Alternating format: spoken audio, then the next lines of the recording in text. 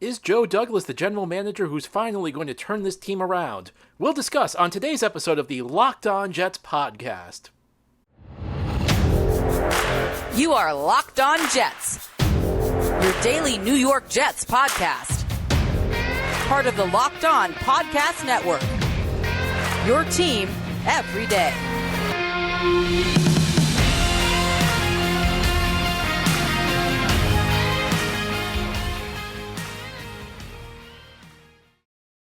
Welcome. This is the Locked On Jets podcast, part of the Locked On Podcast Network, your team every day. It's Thursday, July 21st, 2022, and I'm your host, John B. from GanggreenNation.com. I thank you for making the show your first listen or your first watch every day. We are free and available on all platforms, including YouTube. If you like what you see or hear, hit that subscribe button, and you'll never miss an episode. If you're watching on YouTube, please give the episode a big thumbs up. Helps the channel out, and it helps other Jets fans find Locked On Jets. We have finally made it to Joe Douglas. We've gone through Terry Bradway, we've gone through Mike Tannenbaum, two GMs who saw some ups and downs in their tenures. We moved on to John Idzik and Mike Maccagnan, two GMs who saw mostly downs in their tenures. Now today we will talk about Joe Douglas. Joe Douglas is entering technically his fourth season as Jets general manager, so we don't have a complete view yet on how successful he will or will not be, but I'm joined once again by my friend MacGregor Wells to discuss the Joe Douglas tenure with the Jets. All right, well, MacGregor, hopefully we'll have some positivity in this final episode examining Jets general managers of the 21st century, because we're going to talk about Joe Douglas. And unlike the other four we've talked about, Joe Douglas's tenure is still a work in progress. Here's the way I view Joe Douglas's tenure to this date. It's like you are going to a restaurant that everybody's praised, that's gotten great reviews. You show up there, they don't have the wine you're looking for. Then you order an hors d'oeuvre. It's kind of mediocre, but it's okay because we still have the main course coming. I think to date, Joe Douglas's personnel moves, pretty unremarkable, but there's a plan in place, and we just have to hope that these last two drafts, the prospects turn out as good as we've been hoping they would be. Yeah, I think that's right. The one thing that does give me hope is there is a clear plan in place. He knows what he wants to accomplish. Whether he accomplishes that is another thing, but he knows what he wants to do and how to get there. The toughest part is the execution. But I mean, I don't see that for instance, Mike Maccagnan or John Idzik ever had much of a plan. So this is a big improvement just to have something that makes sense. You can see the vision. Whether he actually makes it come true, we shall see. And I'll say this, Joe Douglas is qualified to be a general manager in this league. And in retrospect, I don't know that John Idzik was. I think he got the job because nobody else really wanted to work for the Jets at that point in time. Mike Maccagnan got the job because he was a protege of Charlie Casserly. If you look at general managers in this league, Mike Maccagnan came in as the director of college scouting. That's about a step below where you usually are when you're hired as a general manager. It's kind of akin to being a position coach is hired as a head coach, which sometimes can work. But you look back at the lack of a vision from Mike Maccagnan, I just don't think he was ready to be a general manager. Whereas Joe Douglas comes in, first of all, with a sterling reputation from other places, but also a guy who helped build the Eagles into a Super Bowl team as the number 2 in command. So say what you will about Joe Douglas, it may not work out, but Joe Douglas is clearly a guy who has earned the opportunity to be a general manager in the NFL. Yeah, I think that's right. And when he got hired, there were kind of rave reviews from around the league for that hire. And that's not something that happened with previous GM hires for the Jets. So you were unaccustomed to hearing so much praise for Jets decision making. So yeah, I think that's right. He has the qualifications. He's ready to be a GM, but that doesn't necessarily mean it's going to work. It means we got a shot, though, which is good. Which more than you could say in the past. Now, Douglas entered the jobs under very strange circumstances because, as we discussed in our last episode, he was hired after the offseason in 2019. And it wasn't just after the offseason, it was after an offseason where the Jets overhauled their roster. And at the time, I think you always want to believe the things make sense. It really made no sense the way the Jets handled it. And at the time, people were pointing out, well, this team and that team, they made changes after the draft. Nobody made a change after they let the old GM spend a record amount of money and set the roster for 2 years, not to mention run the draft where you had a top 3 pick. Joe Douglas famously came in with a 6-year contract. He kind of had to, because I think those first 2 years, there really weren't many moves he could make. Yeah, I think his hands were tied. And it was an insane situation for him to come into. To have Mike Maccagnan, who was clearly a disaster, basically hand Douglas to the roster for the next 2 years is just what are you thinking? I don't know how you do that, but they did it. I think that 6-year contract was an excellent move by the Jets. Now, it may not end up working out, but it was good process. He had to have those extra years to even see what he's got, I think. And I think another key thing to realize is, as bad as we thought that situation was in 2019, it actually was worse in retrospect. And what's amazing to me is typically when a general manager gets fired, even if he's really bad, you kind of forget about it, because immediately what happens is the bad moves, the bad players the guy brought in, they get cut. And the handful of good players, and every GM has good moves. Every GM brings in a couple of good players. Typically, those are the only guys who stick around. So the memories of the old GM's failures go away, but you have the constant reminders of the things the old GM did right. So you tend to kind of lose track of how bad the old GM was. You say, well, maybe he wasn't that bad. In Maccagnan's case, it's almost the opposite, because the one thing people said he could hang his hat on were first-round picks. His first round looks worse today than it did at the time, because you have to remember Leonard Williams was on the team. He looked like he was on his way to stardom early in his career. There were people who even believed in Darren Lee, that Darren Lee could develop into a good player, and he ended up being a pretty big bust. The big one, though, was obviously Sam Darnold. The Jets essentially built their entire 2017 season around drafting a quarterback in 2018. They wanted it to be Darnold. And at the time he was fired, Maccagnan said, or it was said about Maccagnan, well, say what you will about him. This is what I mentioned in the last episode, to say what you will about him. He's the guy that brought Sam Darnold to the Jets, and Darnold obviously did not pan out. Yeah, it was an odd situation. I don't want to go back to Maccagnan too much, but it was not a situation in the first place, because the narrative is that they set up right from 2017 on, they set up to get Sam Darnold, but then they traded for a top 3 pick before they know Sam Darnold was going to be there. So it was a crazy thing in the first place. That was a terrible process. But yeah, Sam Darnold was a disaster.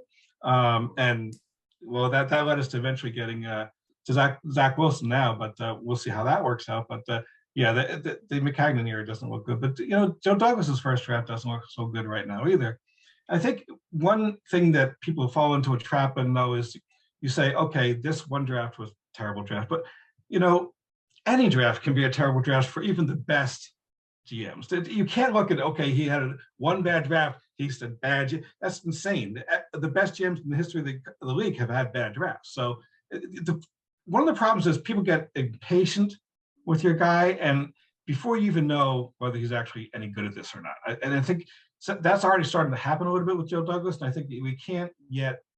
I mean, that first 2020 draft is now only entering their third year. Most people say can only evaluate a draft properly after 3 years. Well, we don't even have a single draft under Joe Douglas that has that yet. So we shall see how Joe Douglas's drafts pan out eventually. And as much as I talked about how Joe Douglas entered the job and really could not do anything his first 2 years, I think the best thing that happened to him was having Adam Gase as his coach, because he walked into a situation where Gase was the coach, and whenever anything went wrong, and I'm as much to blame as anybody for this, we all blame Gase for everything. And we put things and I think not entirely unfairly, because Gase is one of the worst coaches I've ever seen. But in that sense, Joe Douglas kind of went into a situation that wasn't so bad, because he wasn't going to take any of the blame for any of the problems the team had, and nor should he have. Yeah, that's right. He came into a situation. Also, it's a weird way to talk about it, but he had the benefit of literally having a 100-year disaster preceding him at GM. And what happens is you have this situation where it's as bad as it can possibly be. I mean, when he came in, the Jets were bereft of talent and bereft of cap space. I mean, it can't get any worse than that. That's as bad as it gets. So it's almost like when you come into that situation, you can't help but do better. You can't help but improve the team. It's almost impossible for any GM to come in and get worse than where we were as a franchise in 2019. So it's easy to get back up to average. It's hard to get back to, at the top of the league. So if Joe Douglas gets the team back to average, he'll get a lot of praise that's probably not really warranted. because average just means you eventually got to be an average GM. That's not what you're looking for. You're looking for someone who's really good, and so he will get praised because he's somewhat better than Maccagnan. But anyone's better than Maccagnan. A monkey throwing darts is better than Maccagnan. Sorry, but he was that bad. Of course, Joe Douglas is trying to turn the Jets around after a decade plus of failure. If you need to turn things around for your car or truck, go to rockauto.com. This episode is brought to you by Rock Auto. Today, there are ever-increasing numbers of makes and models, and it's become impossible for your local chain auto parts store to stock all the parts you need. And you have to endure pointless or intimidating questioning, and you're waiting because the person behind the counter is ordering parts on their computer, but they're choosing the only brand their warehouse happens to carry. Well, you have computers with access to rockauto.com at home and in your pocket. You can save time and money when using Rock Auto. Rock Auto is a family business. They've been serving do-it-yourselfers for over 20 years, and their prices are reliably low for every customer. They have everything you need: brake parts, tail lamps, motor oil, you name it. You can go explore their easy-to-use website today to find the solution to your auto parts needs. Go to rockauto.com right now and see all the parts available for your car or truck, and write Locked On in their How Did You Hear About Us box so they know we sent you. Amazing selection, reliably low prices, all the parts your car will ever need. rockauto.com. One thing I think Joe Douglas brings to the table is, we talked about long-term vision, discipline. After that first season, the Jets finished 7-9. They finished the season 6-2 in their last 8 games, but it was kind of a mirage. The Jets got a real string of luck. They were very fortunate to win some games. They won a game against Miami on a pass interference call that I'm not saying it was a bad call. It could have gone either way. The last game of the season, they narrowly beat Buffalo's backups. The Bills played their backups because they had already clinched a playoff spot. It would have been easy to look at that 7-9, 6-2 finish and say, well, maybe we should restructure some deals, create cap space, try and, if we maybe get those extra 3 wins, get us to 10, get us to. I think Joe Douglas realized this was not really a 7-win type of roster, that they were much further away. And I think he was very conservative that first offseason. I think that's one thing I have to give him credit for. Yeah, I think that's a very good point. The Jets occasionally have this, good season out of nowhere that's not really as good as it looks on the surface. And I think that's right. 7-9, that was not a 7-9 team. That was a lucky 7-9 team. And they didn't have the talent there. They didn't have his cap space, and he was conservative for a good reason. And he's continued to this day to be. I mean, he's given out bigger contracts as time has gone on, but he's never given out a record-setting contract. He's never given out one of these contracts that you're looking at. It's like, oh my God, I can't cut this guy for 4 years. He has basically set his values and stuck with them. And some people will criticize him for that because you lose out on certain players because they get a better offer somewhere else. But to me, that's exactly the way to go. For your own purposes, this is what this player is worth to my team. And I'm not going to pay him more than he's worth, period. And over time, I think that will do very well for you, even though there's some frustration along the way.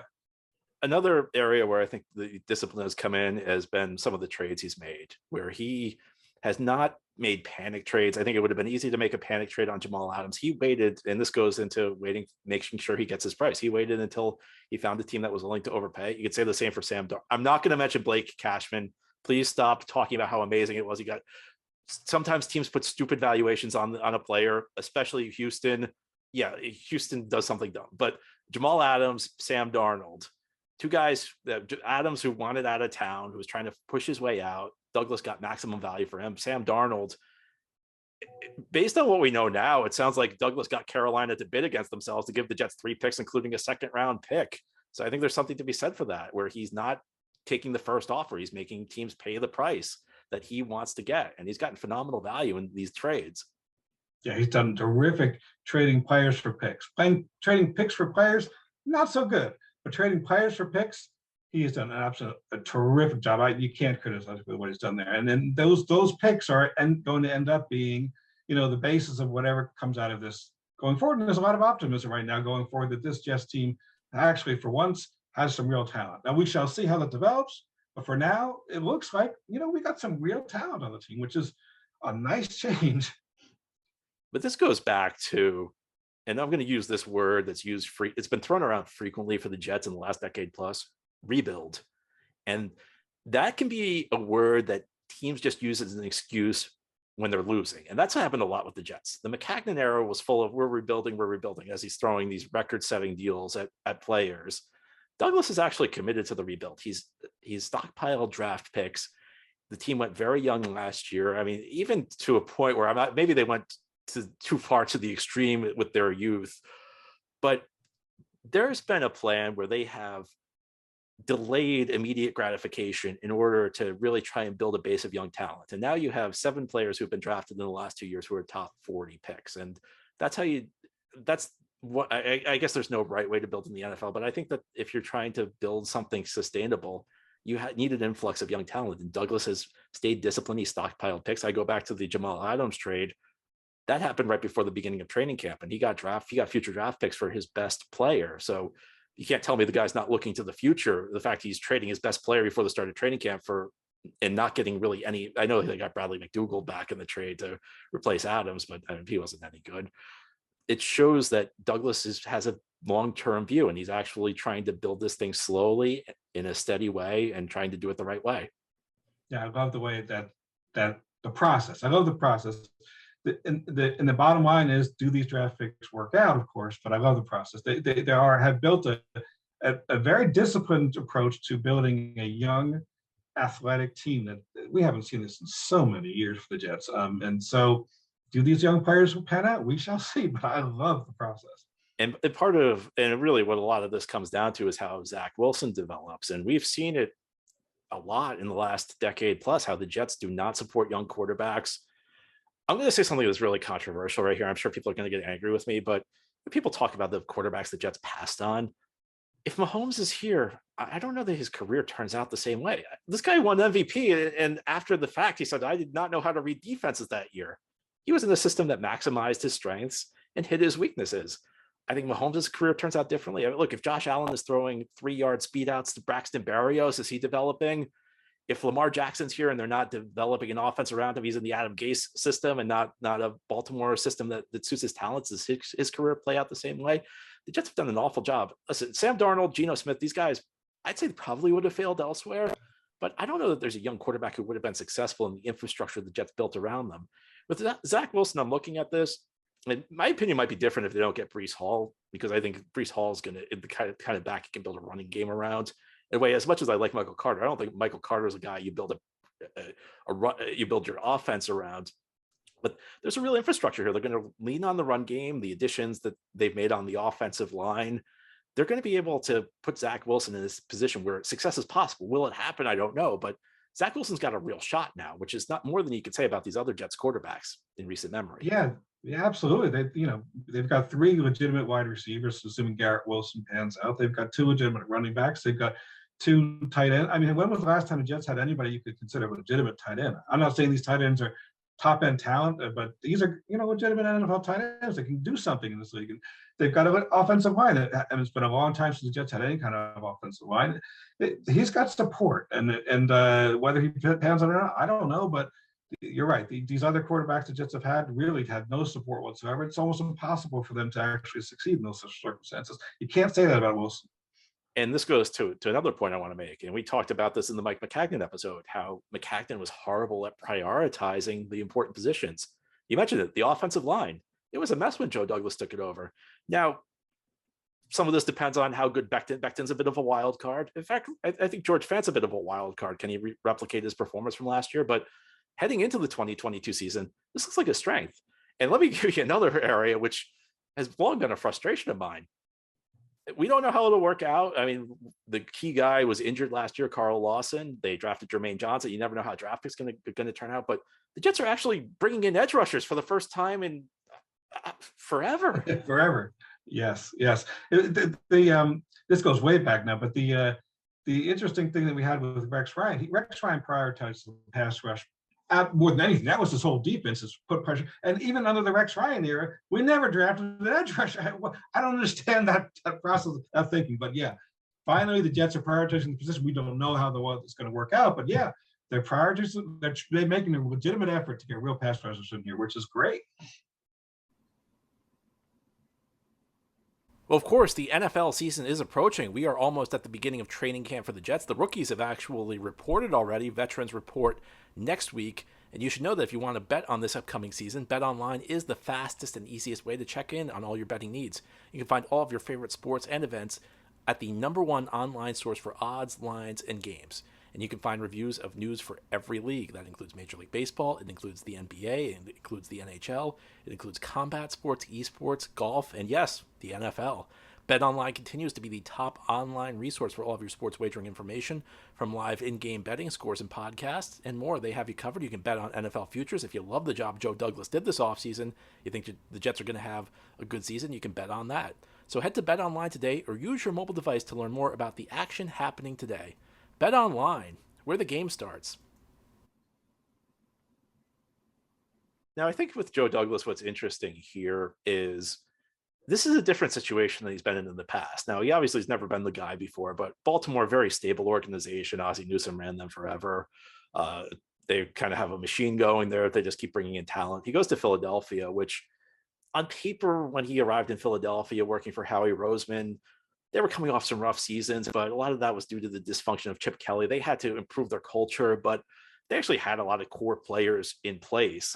They had Zach Ertz, they had Fletcher Cox, they had Lane Johnson. They had a lot of homegrown talent that was the base of a team that eventually won the Super Bowl. And where Joe Douglas came in is he brought in guys who could help support them. He was excellent in free agency and trades for that Eagles team. This is a different job. It's a big overhaul, and I think that I think that's the question: is Joe Douglas up to the task? And as we've talked about, I think that there's reason for optimism. I think you've seen a plan that we don't know how well it's been executed, but it's nice to see a plan with the Jets. We haven't seen a plan in a really long time.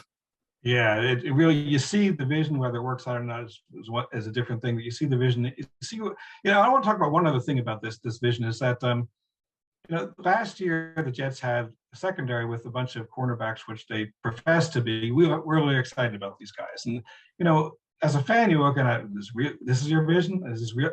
But that was never that. That was coach talk. That was coach speak. That was general manager speak. But it wasn't reality. They came in and they made a couple of aggressive moves to upgrade those cornerbacks. So yeah, I think, and those it's another premium position. It's another position that matters more than other positions matter. And that's it. Just kind of shows you that they really have a process, I think, that makes sense. Whether it pans out or not, I don't know. But their process to me makes sense. I see what they're going for, and I like it. Not only that, but these guys fit the systems the Jets are running on offense and defense, which is not always the case with past GMs. A good example was when the Jets brought in Leonard Williams. They already had Muhammad Wilkerson and Sheldon Richardson, and they didn't really have a spot for Leonard Williams within their system. These guys make sense. Breece Hall makes sense in the offense the Jets run. The offense of Laken Tomlinson makes sense. Connor McGovern makes sense, who they signed a couple of years ago. These are things that make sense. Jets did not have in the past. There was not this sort of synergy. I think I hate using synergy; it's such a corporate buzzword, but there was not the type of collaboration you saw where you clearly understand where somebody fits within the system that the Jets are running. Yeah, I think you see the head coach and the general manager working together, and I think you see in the draft picks and the free agent acquisitions. I think you can see how they're both working on a similar vision. And I don't think you saw that much in the past with the Jets. I don't think you ever saw where the two were like in sync and working as a team really well. Again, we don't know how it's going to work out, but it's nice to see. A lot of it comes down to how I think there are 7 core players, maybe 8 if you want to count Becton, guys who were drafted in the top 40 of the last 2 to 3 years. If none of them pan out, we'll be right back in this same spot again, and we'll be on a new general manager in a couple of years. If a couple of them pan out, the Jets will be back to respectability. I think the Jets are going to be back to respectability under Joe Douglas. If a bunch of them pan out, maybe the Jets can be contenders soon. Yeah, a lot of it, whether we get past respectability and sort of a 500-ish team, a lot of that falls on Zach Wilson, and you just don't know. I mean, it wasn't a terribly promising rookie year, I would say, but there are some talent.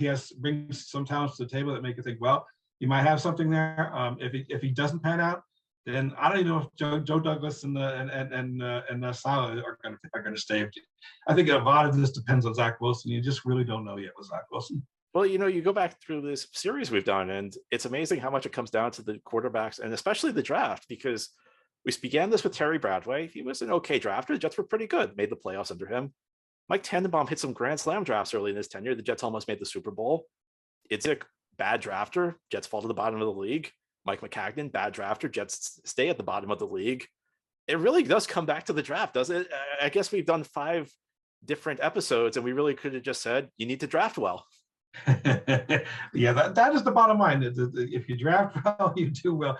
And especially if you draft a good quarterback and support him, you do well. No matter what else you do, if you have a good quarterback and support for that quarterback, you're going to be okay. You're going to be in the playoff contention year after year. And we just don't know what's happening with Wilson yet. We'll see. We'll see. Well, it was a pleasure going on this journey with you through the Jets general managers of the 21st century. I'm glad we were able to end on a high note. Everybody was, a couple of these episodes got kind of depressing. That was some of the feedback. Heck, I got depressed doing some of these episodes, but we get to end on a kind of a hopeful note that maybe the Jets have figured this thing out. Maybe we're actually moving in the right direction. We've got something working here. Yeah, I'm optimistic. I'm not saying I'm not saying we're going to the playoffs next, nothing like that, but I love the process. If I was going to start out, mom running the Jets, I like this is kind of how I would try to build a team. Accumulate a lot of draft picks, player cap space, be very disciplined with how you spend your money, and see how it pans out, and support your quarterback. These are the big things, and he's doing all those things. And in the end, it just comes down to these players, these drafted players, who we think they're going to be. Well, it's been great chatting with you. Until next time. Absolutely, my pleasure, John. Well, that's all for our show today. Thank you for listening. Thank you for watching. This has been the Locked On Jets podcast, part of the Locked On Podcast Network, your team every day. Once again, a big shout out to subscribers to this show, and to join that group, all you have to do is hit the subscribe button where you are listening or watching. You'll receive new episodes, notifications as new episodes are posted, so you'll never miss a new one. If you're watching on YouTube, please give this episode a big thumbs up. Have a great Thursday, everybody. We'll be back tomorrow to talk more Jets.